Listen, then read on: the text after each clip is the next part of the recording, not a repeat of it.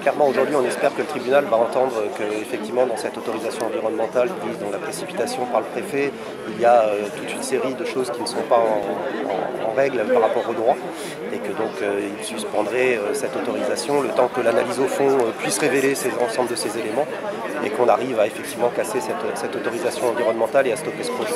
L'explication des arguments. On en a beaucoup, c'est un document qui est très détaillé, 100 pages d'arrêté, 200 pages d'annexes, c'est quand même pas commun pour un projet. On en a beaucoup, mais je crois que les aspects sur l'intérêt public majeur dont doit relever le projet pour avoir l'autorisation de détruire des espèces protégées, la consultation du public, voilà, tous ces éléments-là vont peser dans la balance aujourd'hui. Donc très concrètement, vous estimez que ce GCO n'a pas du tout facilité le trafic?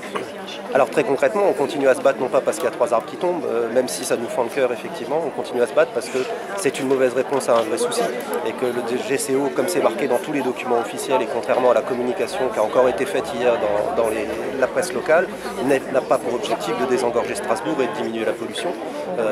D'ailleurs, la preuve en est que l'État, quand il a répondu à la Commission européenne sur la question de la pollution, n'a même pas cité le GCO comme moyen de diminuer la pollution sur Strasbourg. Donc même eux n'y croient pas. Ce qui est assez honteux, c'est qu'on continue encore à l'afficher dans la presse aujourd'hui. Est-ce que vous espérez de On espère tout simplement que le juge suspende le plus vite possible et qu'enfin on puisse se tourner vers des vraies mesures. La question, elle n'est pas de rester dans un statu quo, c'est pas pensable.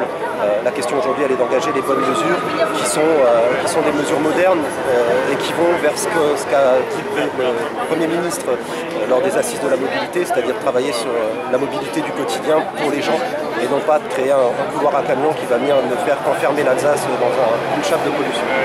Vous avez bon espoir après votre victoire de la semaine dernière?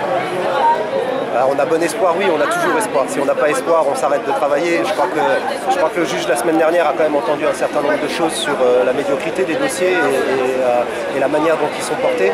Et là où on veut nous faire croire que c'est un bon dossier, comme avait dit Elisabeth Borne dans son passage à Strasbourg, on se rend compte que finalement non, l'opérateur ne produit pas des bons dossiers. Et donc c'est ça qu'on est en train de démontrer. Merci.